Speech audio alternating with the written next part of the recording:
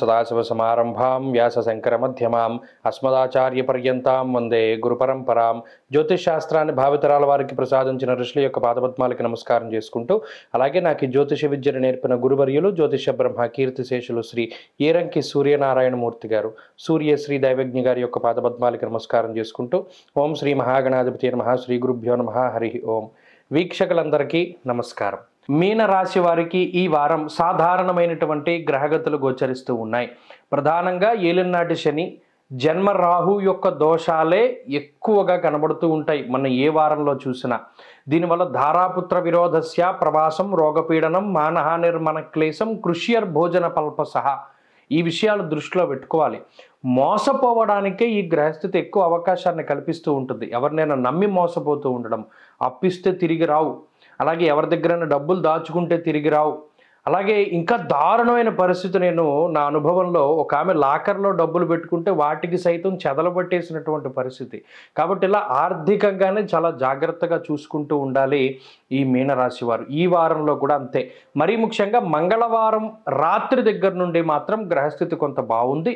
ఆదివారము, సోమవారము, మంగళవారం పూర్తిగా గ్రహస్థితి కొంత ప్రతికూలంగా ఉన్నది.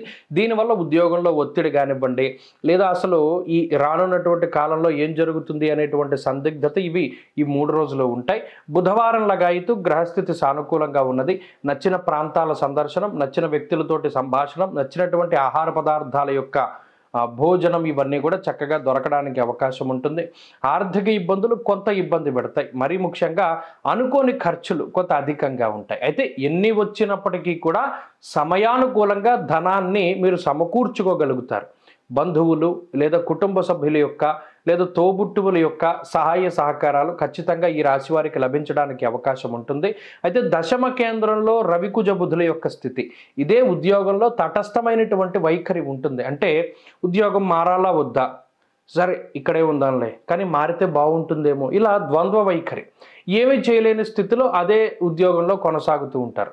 మళ్ళీ కొంతకాలం పోయాక అప్పుడు మారవలసిందేమో, అప్పుడు మారి ఉంటే ఇప్పుడు బాగుంటుందేమో అనేటువంటి ఆలోచనలు. ఇలా ఈ వైఖరికి కారణం కూడా ఈ గ్రహస్థితిగానే ఉంటుంది. అలాగే శరీరం బరువు పెరిగిపోతూ ఉంటుంది. శరీరంపై చర్మ సంబంధమైనటువంటి సమస్యలు, గ్యాస్ట్రిక్ సమస్యలు కొద్దిగా బాధించడానికి అవకాశం ఉంటుంది. ఇటువంటి వాటి పట్ల కొద్దిగా జాగ్రత్తలు తీసుకోవాలి. అయితే ఉద్యోగ వ్యాపారాలు సైతం కొద్దిగా బాగున్నాయి. కొత్తగా వ్యాపారాలని అభివృద్ధిలోకి తీసుకెళ్ళడానికి చేసేటువంటి ప్రయత్నాలు సైతం ఫలించడానికి అవకాశం ఉంటుంది. విద్యార్థులకి ఈ వారం సమయం అనుకూలంగా ఉన్నది. దూర విద్య, విదేశీ విద్య, పోటీ పరీక్షలు లాంటి అంశాలలో మంచి ఫలితాలు సాధించడానికి అవకాశం ఉంటుంది. స్త్రీలకు ప్రత్యేకించి అనారోగ్య సమస్యలు తగ్గుతాయి. ఉద్యోగ వ్యాపారాలు చేసేటువంటి స్త్రీలు లాభపడడానికి అవకాశం ఉంటుంది. కుటుంబ సౌభాగ్యం ఈ రాశి వారికి దక్కుతూ ఉంటుంది. మీన రాశి వారు ఈ వారం మరింత అనుకూలమైనటువంటి ఫలితాలు సాధించడానికై ఆంజనేయ స్వామి వారి యొక్క ఆరాధన చేయడం చెప్పదగినటువంటి సూచన. హనుమాన్ చాలీసా, ఆంజనేయ అష్టోత్తర శతనామావళి స్తోత్ర పారాయణం వల్ల మంచి ఫలితాలను పొందగలుగుతారు. ఈ వారంలో కలిసి వచ్చేటువంటి రోజు ఆదివారంగా చెప్పవచ్చును. అదృష్ట సంఖ్య 5, అదృష్ట వర్ణము కాషాయం. స్వస్తి.